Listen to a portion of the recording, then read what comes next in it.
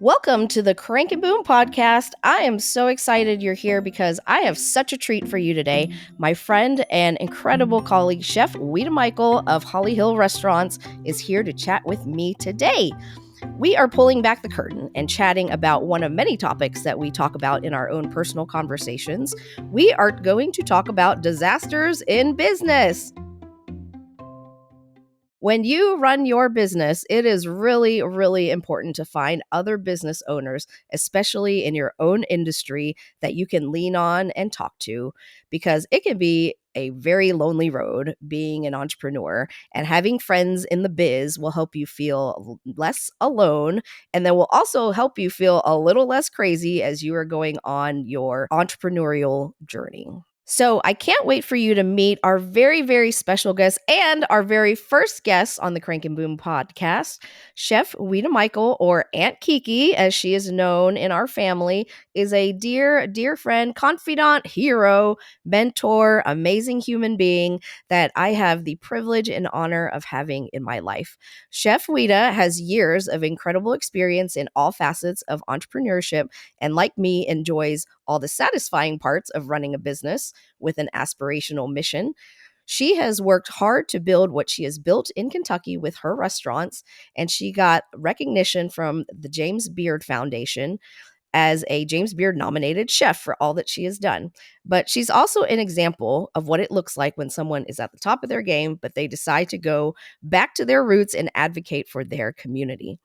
Chef Ouita took over the famous B&B Holly Hill Inn, one of my very most favorite restaurants in the whole world, and sparked a bluegrass culinary revolution. She and her husband, Chris, have now opened 8 other dining experiences in central Kentucky and are leading the charge to launch a new generation of chefs and other culinary professionals that represent Kentucky in all of its beautiful diversity. Ouita and her husband have been featured in lots of press outlets, and just to name drop a few, the New York Times, Southern Living, and CBS This Morning. But really, the main thing you need to know about Ouita's commitment is that she loves her community. She is an incredible human being, and if you have the privilege of getting to know her, you are better for it. So I would love to welcome my dear friend, Chef Ouita Michel, to the Crank and Boom podcast. Thank you, Tao. My gosh, I feel like a hero's welcome. My goodness, you can call me Aunt Kiki throughout the interview. All right. I love it. I love it. I am just so thrilled that you are here and that you agreed to be. I knew when we were thinking about this podcast that I wanted you to be our very first guest, not only because you have supported me and our family for I think it's probably been 10 years at this point or more, but just cuz I know that you're just everything to me, and there's not enough podcast episodes for me to gush and talk about how much you mean to me. So thank you so much for being here. Well, yes, we've been friends a long time, and I love to say that my favorite qualification is that I was the Crank and Boom's first wholesale customer. Yes, you were your claim to fame. Yes. So I saw that ice cream, tasted it in its very early stages, and knew it was going to be a huge hit. And I've loved watching your company grow, and I'm thrilled about the podcast and happy to be a part of it. And I think it's so neat what we're talking about today, because so many times people on the outside of a business think that everything is, oh, look at, they must just waltz around doing nothing, like eating cheese and drinking wine. I would love to get to a place where you and I and our husbands are sitting on a yacht eating cheese and wine and reveling in the glory that it is to be an entrepreneur. Yes. Well, and I thought it was gonna be fun to talk about, the behind the scenes, the things that maybe don't go so well sometimes, because we're in hospitality, and so our goal in life is to make people happy and to create these wonderful experiences for our guests and to build incredible teams and to make yummy food and to do all the things, and that I think comes with the persona of us as entrepreneurs as well. And so I think it's also important, as we are, putting some realism to what it's like to be a small business owner, of the things that are really tough and the things that don't go well all the time, and the challenges. Well, it's a roller coaster ride, and you're living your dream out often, when you're a small business owner. The lows can be very low and the highs can be very high. And over time, I at this point I've been in business 23 years. The anniversary of the first day of our business at the Holly Hill Inn is May 9th, 2000. So this in a little less than 2 weeks, we will celebrate 23 years in business. And I think the main phrase that guides my business experience is this too shall pass. Well, Mike and I have our own saying, and because we're basketball fans, we use what they use in during March Madness, which is survive and advance. Survive and advance. Oh, I love that. I'm gonna completely steal it. I survive in advance. I love it. When we have a tough day, we look at each other and we're like, just survive today and advance to tomorrow. That's all we can do. Well, I want to go back in time a little bit in the time machine. And I don't know if I've ever shared the story about my perspective when we first met. So I moved back to Kentucky in 2004 and started seeing you on TV, because I didn't know who you were. I didn't know about your restaurants, and I just thought, who is this lady who loves Kentucky? Because I had stormed out of Kentucky in 2000, thinking that I would never work in food and would never come back to Kentucky ever again. And, here we are. But I, stormed away from Kentucky, not appreciating how beautiful Kentucky is and how much I loved home until I was gone. And then I came back and I saw you on TV talking about Kentucky food and how much you just loved Kentucky. And I was like, oh, well, that's different. That was not, most people we grow up with are trying to get out of Kentucky. And I started to follow you and learn about who you were and learn about your food. And one day, Mike was on the board of Food Chain, one of the nonprofits that you are a board member of. And we went to a fundraiser, I think, and I saw you across the room and talked to a mutual friend of ours, Megan Winfield, and said, is that Chef Ouita across the room? And I asked her, I was like, will you please introduce us? She's like, oh yeah. So she, we went across the room and I introduced myself, and I don't remember exactly what I said, but I think it was along the lines of, hi, Chef Ouita. You are my hero. I love you so much. Can we be friends? Well, we became friends that very moment. It's funny. We just have clicked in so many. I mean, we've been a real support to one another. I think you always talk about how I'm a support to you, but honestly, I feel I've gotten way more support from you than I've ever given. And that's what it takes. That's what you said earlier in your introduction, is like, it takes a village and it takes a safety net of friends and of family members to support a small business. It's not an individual effort. That's a myth that needs to go by the wayside in our community, because yeah, it takes a village for sure. And what I love so much about our restaurant community here in Central Kentucky is that it's very much collaboration over competition. And I think that's unique to our area, where, when I first started to talk to you, there was no ice cream business in the works. It was just, we had our Thai restaurant. And I said, I'm thinking of opening a noodle shop. Can you help me kind of think through that? And you said, oh yeah, absolutely. Let's get a plan and let's talk about it. And that kind of kicked off our tea dates that we would have on the porch of Holly Hill. And I think that's such a welcome breath of fresh air in an industry that's very competitive, where, we support each other. And even though we're in the same industry, and, we love our friends that are also in the ice cream industry or frozen desserts, and want to support each other, because I think there's room for everybody to win. I believe that. And I think that what I really wanted to do, and one reason I moved back to Kentucky, because, my husband's from New York and I trained in New York City and lived there for some years, is I wanted to come home because I felt like there was an opportunity here to build an incredible food community that supported the larger central Kentucky community.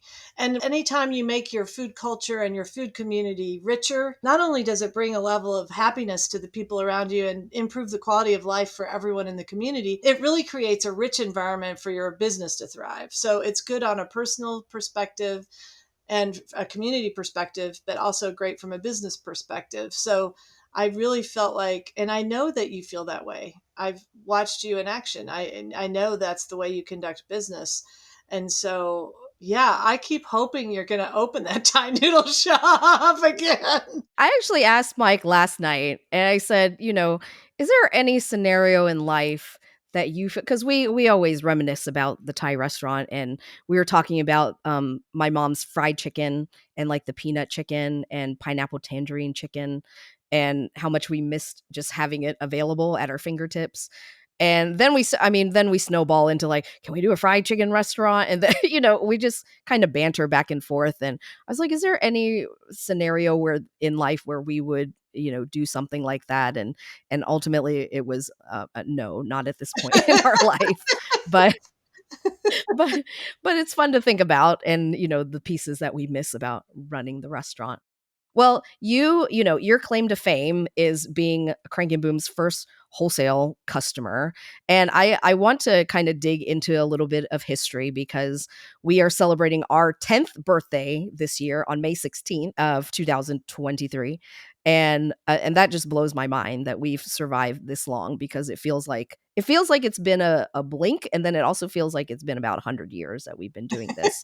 But what what was your thought? And I have no memory of like the first time I talked to you about ice cream. Do you have a memory of what it was like in those very beginning days when Crank and Boom started?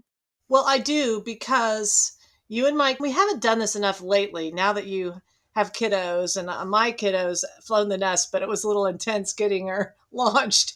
But we have this lovely history of having tea together in the early morning and talking through ideas that we have about our businesses. And I remember you and Mike coming, and we were sitting on the porch, and you had been talking about making the ice cream at your restaurant and the Thai Orchid, and how it was going, and it was so great. And we had known each other for a while at that point, right? I I think think we'd known each so. other for at least a year. Mhm. We'd been, yeah, at least a year, because we'd gone to the Kentucky Proud Food Show and all this stuff. And I started thinking about that. And I, at that time, was the chef in residence at Woodford Reserve Distillery. And we were doing a big dinner, and I was like, oh, who could make me some ice cream? I need to get some bourbon ice cream. And at that time, there was really, you guys were really the very first, like, artisan, homemade from a Lexington perspective ice cream that was our community ice cream. That was Crank and Boom. And really, in my mind, it still is Crank and Boom. And so I think I just called you or emailed you and asked you for a bourbon honey ice cream, and you produced a 3-gallon tub. And then Mike, remember, the health department came and they were like, you can't be wholesaling this ice cream without a special wholesale permit. And he was so grumpy because he had to go through the whole kitchen. The state health department had to come and re-examine the entire Thai Orchid kitchen. And he would remember how mad he was. He was so mad. So, but anyway, he gets grumpy about it, but then he like totally makes it happen. Did I ever tell you how that whole thing came about? Is like how we got the No. call about the permitting. You'll love this. So we were delivering to County Club, also one of our first wholesale customers, and we usually sold them like 2-3 quarts, like smaller containers. And Mike and I were delivering in a cooler, in our van, and we had it on ice, like, it was at temperature, so there was no, like, safety issue, and so we're delivering it, brought it into the restaurant. At that moment, there was a tour of state health inspectors coming out of food chain that somehow saw us from across the street, and I don't know who they called or how they found out who we were, but, later that day or a few days later, we get a call saying, "Hey, if you're trying to sell wholesale, you gotta go through this other whole department at the state, and you gotta get this permit." And so we weren't doing anything that was food unsafe. It was just a paperwork thing that was missed. And, it still kind of bogs my mind how it was missed, but alas, these things happen. And so we got the paperwork squared away. Everything was fine. And then I was able to, continue our sales. But I definitely felt pretty embarrassed when I had to call you. I was like, I'm sorry. We can't, I'm just going to have to put this on hold for a little bit because we screwed something up. I think, for Tao, for so many people, all of the bureaucratic part, it feels overwhelming and like insurmountable in a way when you have a little idea or project. And I think you and I both would want to encourage people to like, hey, just jump in and swim, do some research and reach out to those organizations. And it doesn't, like, in my mind, that didn't take any time. It took like 5 minutes. Okay, it took 2 weeks, but like 2 weeks out of a 10-year history of really successful ice cream sales is not much, not much pain for the gains. You were talking about how upset Mike was, and I remember him talking to one of our regulators, and because of the way we were producing our ice cream, we weren't allowed to call it ice cream. So ice cream is a regulated term, kind of like bourbon. There's all these rules that you can't label something ice cream unless it meets these certain parameters. To the regulatory body, we were making it with cream milk sugar, and because of who we were sourcing it from, they weren't allowing us to call it ice cream. We had to call it frozen dessert. I remember Mike saying something like, I don't care if you, what am I supposed to call it? Spaghetti and meatballs. I just need you to tell me what we're supposed to do so we can call it ice cream. And it's just this kind of endless frustration when you're getting started and you just want someone to tell you what you need to do so you can do it and follow all the rules and, check off all your boxes. But inevitably, I think it's just whether you're in food or a different industry, like you're just going to run into these snags. And the best way you can deal with it is to do the best you can. And I, like you said, I think it's very much, I'm not for the like do something and be forgiven when it comes to regulatory things. I think it's much, much better to reach out to those people that are, who are your regulators and ask them for advice. I don't think most people are not out to get you to try to shut you down. They are trying to make sure you're compliant. And if you reach out and really ask for help beforehand, it's always better to at least get some initial advice before trying to figure it out on your own. And most people I found have been very, very helpful in saying like, you need this form and you need to go through this person and we'll need to do this inspection. But yes, it can be very daunting and just a frustrating process for sure. Yeah. Then it's like overnight, you're now certified for wholesale ice cream sales. But I remember that was a big deal, like to get that flipped so that we could buy ice cream from you. And then very shortly thereafter, by the time you opened in May, and by the time we opened Smithtown Seafood, which was in September, we had a Crank-A-Boom freezer the day we opened Smithtown Seafood. It's still there today, 10 years later, and it was filled, it's co-branded with Crank-A-Boom ice cream on both sides, and it's filled with the Crank-A-Boom ice creams for everybody eating at Smithtown Seafood and drinking beer at West 6. So, I mean, I remember that in that little incubation period, you were doing things like beer milkshakes with the stout at West 6th. And then we had that little ice cream freezer. And then we put the ice cream freezer at Woodford Reserve.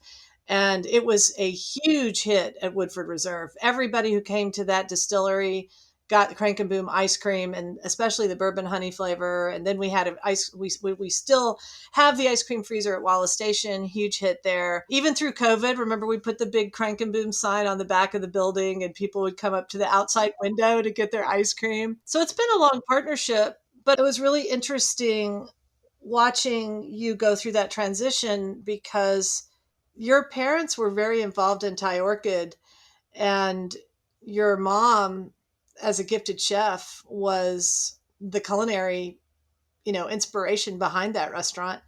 And so changing from that, it must have been, I know it was emotionally, an up and down process too, to say, we're going to go toward ice cream and we're going to kiss the Thai Orchid goodbye. And doing that's tough. It's really tough. Yeah, we definitely, that was one of the real pivotal moments. And, saying goodbye to, not just the 9 years that we had spent building Thai Orchid, but almost saying goodbye to my entire childhood because I spent it in our other Thai restaurant. And shifting into something different that was completely unknown. At the time, I believe our total family income was, 80 something percent Thai orchid, and only the remainder of that is ice cream. But I don't know. I think there was something in us that we just knew that this was what we had to do. And if we were going to try to make this thing successful, like we just had to be all in. And that meant we had to say goodbye to, as Mike had said at the time, we have to say goodbye to one dream to chase a bigger dream. Hey friends, Tao here, popping in to share my excitement about one of my favorite companies in the whole world, Holly Hill & Co. If you are like me and are obsessed with food, especially local food, you will appreciate those special ties that happen around the table. Holly Hill & Co. believes, like I do, that food creates connection and community unlike anything else. That's why they take care to strengthen the ties across the generations between family, the farmer, and the land, all the way to the food that ends up on your table. You can experience exactly what this means at one of Holly Hill's 9 unique Central Kentucky restaurants and through their beautiful emails. If you're in Kentucky, be sure to find the nearest location and get ready for an amazing experience with the most fantastic food. Holly Hill's co-founder is none other than my dear friend, James Beard-nominated chef Ouita Michel, who's been a force on the Kentucky food scene for over 20 years. Learn more about their incredible food community by visiting hollyhillandco.com, where you'll find stories, recipes, how-tos, and even curated gifts. Again, that's hollyhillandco.com, and let them know that Tao from Crank and Boom sent you. If you've been listening to the show for a little bit now, you know that I believe in the emotional and magical power of food. A big part of the mission statement of Crank and Boom is igniting laughter and spreading joy. Ice cream is our gateway of delivering that to people, and Goldbelly is our partner in the actual delivery of our ice cream to all 50 states. They ship the most famous, the most regional, iconic food from all around the country right to your door. So even if you don't live in the place you grew up, but you really miss your New York bagels or Southern fluffy biscuits, you can get them shipped to wherever you'd like. Additionally, you can try foods from famous chefs like Nancy Silverton or Danny Meyer. Goldbelly is America's #1 food marketplace for all your foodie dreams. If you haven't taken advantage of Goldbelly's amazing offerings, run over there right now to their website, goldbelly.com, and ship yourself a little happy today. That's goldbelly.com, and be sure to add a collection or two of Crank and Boom ice cream to your cart while you're at it. I think looking back in our 10-year history, there are so many of our turning points and big moments involved you and your support of us, and not just our partnership in wholesale, but one of my most prominent memories is our chef exchange that we did at Holly Hill Inn. And you do an around the world series in the first quarter at Holly Hill, and you asked me if we would come do Thai night, my mom and I.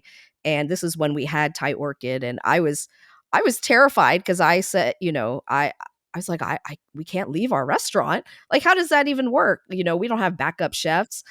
Well, and I told you that, and you just said, well, I'll just send you my chefs. And that just completely blew my mind. I was like, well, they don't know how to cook Thai food. They don't know our menu. But you said, I got 2 chefs. They'll go over there. They'll work your restaurant so you can stay open, and you and your mom will come over to our place and we'll have our event. And that was literally the first time that I left our restaurant while it was open and operating. And it completely opened the world to me, in that, obviously we see other people that have restaurants that they're not in there cooking 24/7. But at the time in my own world, that didn't seem feasible. And you Yeah. created this opportunity for Mike and I to see a different way of running business. It wasn't about the chef exchange, but it was about your generosity and wanting us to join your world. And so much of when you're up and coming, whether you're a chef or you're a business person, having someone who is experienced and has some clout in the community go to bat for you and to promote you and to say, hey, this is really good. I mean, I think that was everything in the beginning, to say that, well, Chef Vita Michael has our product in her store. And that to other people will say, oh, well, that must be good. If she's doing it, then they were willing to jump on that bandwagon because, when there's a new product involved, you just don't know. And so I think, because we were talking about finding people and mentors in your industry, it's just so important to find somebody that is willing to go to bat for you. And so that chef exchange night in 2013 just it changed everything for us. And then I didn't want to cook at all because I was like, oh, there's another way to do this. That night lives in my memory so much because before that, in the first year that we had Holly Hill Inn, when you know how much I love international cuisine. So I did a menu called Bangkok and the Bluegrass. And that goes down as one of the culinary fails of the Holly Hill Inn. Now, let me tell you, the food was outstanding. It was really good. But the clientele, it's a 150-year-old home that's a restaurant, right? And we're in this little town. And the clientele coming into the Holly Hill Inn to get the Bangkok and the Bluegrass menu, they were mad, mad, mad. Because I didn't tell anybody what it was. I just like, oh, coming to the Holly Hill Inn that night, it's Bangkok and the Bluegrass. Here's your smoked catfish larb and your all your curries. So that had been years before. And Chris Michael made me swear I would never cook Thai food as the menu again. And I'm like, oh, I can't promise that. I mean, I love the flavors. And so then when it was time for you and Sue to come and be our chefs, at that point I had learned we have to advertise this and tell everybody that ice cream sundae that you made with the peanuts and the sticky rice. I love that dish. But I loved all of those dishes. And I loved that whole event so much. I remember at the end of the night sitting around the big round table in the dining room, and it was your mom and dad and your brother and sister and everybody, and that whole table was a complete mess. Everything had been like there was dishes all over it. It was just fantastic. It will be a night I will never forget in my life. I loved the food. I loved the experience of cooking with you and with your mom so much. I have so much respect for her and the care and compassion and the attention to detail that she has in her own cooking and her willingness to share. She has this incredible, if you're coming to her place, she herself is cooking your food. And that's how Yeah. she trained you to be too. It was really neat to Right. see It's it. very personal for mom Mhm. and, for all of us. But yeah, her recipes, when we kind of retired them out of Thai Orchid, it was funny. You'll love this story. We're like, Mom, we have to have something to give other people to help produce the stuff that you do. And when I call her, I'm like, Mom, how do you make whatever? And she said, just add this until it tastes right. It's like, Mom, we can't write that on a recipe card for someone else to follow. I was like, can you give me like at least just a base of like what you do? So I had to just watch her and like write down my own approximations. And then sometimes when she would like give us recipes, she would also leave stuff out on purpose. And when I would ask her about it, I was like, this doesn't taste right. And she's like, oh, well, you have to add another like few shakes of this secret thing that she left off the list. And so it's getting a recipe from mom is fairly unreliable. But yeah, the absolute best, amazing, talented chef in the entire world with everything she makes. I don't know how she does it. We work side by side for 6-7 years, at least on the line. And that is one of the greatest gifts of my entire life is that she shared that knowledge with me. And that will be her legacy. Her family and her food is her legacy. But we of course we can talk about Thai food and all sorts of food things forever and ever and ever, and we definitely will need future podcast episodes to go into other things. But I remember you had said something where you were curing your own fish and that became an issue with somebody. Well, so when we opened our bakery, we had bagels and lox on the menu because, Chris is from New York. And I've made my own lox, I don't know, for decades, for a long, long time. But the health department, and I'm not really knocking the health department here, I'm teasing them. But so we had that on our menu, house cured lox, and a customer, I guess somebody came in, I don't know who they were, but reported it to the health department. And the health department came and did an inspection. And then they said, do you have a variance? And I'm like, No, I don't have a variance, but I have like an appropriate refrigerator, and I'm a licensed commercial kitchen, and I have a serve safe certification and blah blah blah. But there is a variance that you have to have for certain things like pickles, curing your own meats or fish. There are several variances that you have to, so it requires like a special training. Actually, what some people don't know is to use a sous vide machine, you have to have a special variance for that from the health department, and they have a little training program that they put you through, and you have to, yeah. Well, I can understand. I mean, as technology increases in food production and evolves, just making sure that people have the right kind of training is really important for the health department to do. But it is surprising at times when you've been a chef for 35 years and all of a sudden everything changes. Yeah. Right. Well, and rules evolve, and that can be a frustrating process too when rules change and you don't necessarily know about it. But I think, for us, we've always just tried the best we can, stay calm, try to just roll with it because, again, like it feels very big, like a big problem when you're dealing with it at the time. But then when you can, like you said, look back over 10 years, it was a very small blip in the whole big scheme of things, even though if it can feel really big at the time when you're dealing with different issues. So do you have a favorite like business disaster that you can share on this public forum? And then if you have one that you can't share, you can tell me later in private because I'd like to hear about it. I'm happy to share them. Always. Most of my business disasters involve the failure of utilities. And I think everything in the restaurant business boils down to plumbing, sewage, and garbage. Yes.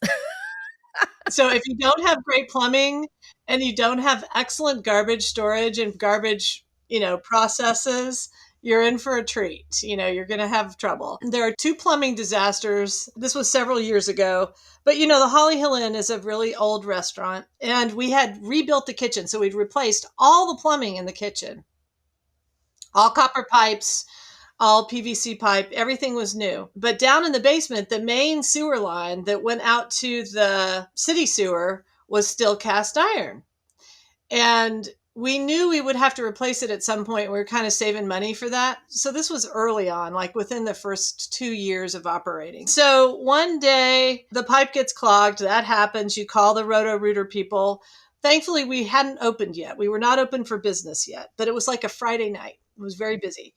And I call the plumbers to come out. They're down in the basement snaking the line. And all of a sudden, one of the plumbers comes up to the top of the basement stairs and he says, "Who's in charge here?" And I'm like, oh, God. Not me. His name's Chris. The plumbing, the old cast iron pipe ran along the basement wall. And the basement at the Holly Hill Inn was dug in the late 1700s. It's the original basement to a structure that was built there in probably like 1790. So it's already really scary, and we try not to go down there much. And the entire cast iron pipe had broken, and all of the caca, shall we say, was running down the walls of the basement. So I was like, okay. And that involved, you know, shutting down, shutting the basement door, getting everyone out. And then I don't know how, we had a really wonderful group of employees. We went to Lowe's. We got all of the like huge gloves. I felt like hazmat suits. We had like bleach, hazmat suits, shop vacs, which were then had to be Oh discarded. yeah. Oh We yes. cleaned out the basement. We disinfected it. We had a professional company come in and do it after we had done the first part. And then we replaced all of those lines. But that was a lesson in when you open, that's when you're going to have the most money you'll ever have in operating. That's when you have your seed money, your investment capital, and don't prioritize anything over your plumbing. Yes. Don't skimp on plumbing. You'll regret Do it not skip later. on plumbing. My second plumbing story is easier. It does not involve any like disgusting aspects. The Holly Hill Inn has been a very popular place to get married over the years, but I don't love to cater weddings. I shouldn't say that on a national podcast, but weddings, I think, require a very dedicated team, and they require people who really love weddings. So we do have that team on now, we do have that team of people, and they handle weddings, you know, that work for me, and they love weddings and they love brides and they love the whole thing. Well, we had this big wedding for a personal friend out in the front yard of Holly Hill Inn, and I was thrilled to do her wedding and honored. So when they were setting up the tent in the front yard, unbeknownst to us, they accidentally, and we had all the lines marked, they accidentally spiked one of the water lines, Oh no. which we did not realize because the wedding went off without a hitch, no issues. But when they came back, this was just a couple years ago, when they came back to take the tent down, they removed the stake, and Oh. then we developed a geyser in the front yard, literally a 12-foot geyser of Oh water, my gosh. shooting water in the entire town of Midway got turned off, Oh my god. and they had to come, The and we entire had, city they, shut down. oh yeah, Thank and you, people Chef are Ouita. emailing me like, yeah, really. Thank The you, Chef mayor's Ouita, calling, like, pillar of the community. exactly.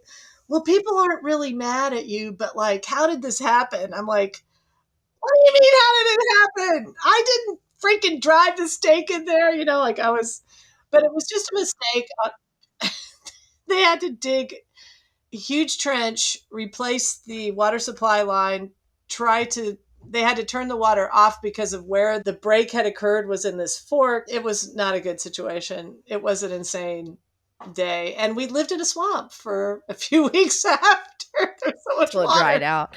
Oh my gosh. Well, I could talk to you forever and always, which means we just have to bring you back for a future episode that we maybe talk about something a little more cheery. But I think it's important that we shed a little light on things that don't always go right, because that is just part of being in business.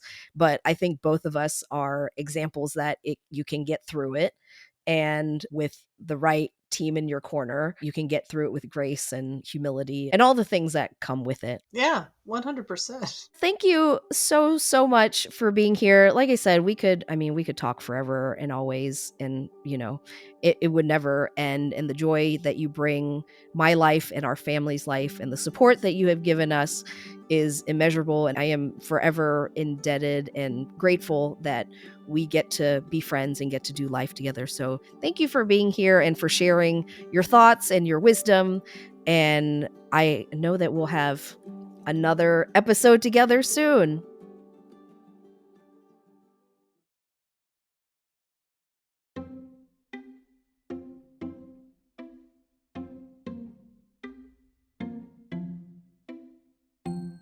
Thank you so much for listening to the Crank and Boom podcast. If you want business advice and tactics like this every week, click that follow button wherever you listen to your podcast so you never miss an episode with us. Also, if you like what you heard today, it would mean so very much to me if you would leave us a review. That helps other people find us, and I would also love to hear more about what topics you'd like for us to dive into on the show. I can't wait to meet you here again soon. Until next time, peace!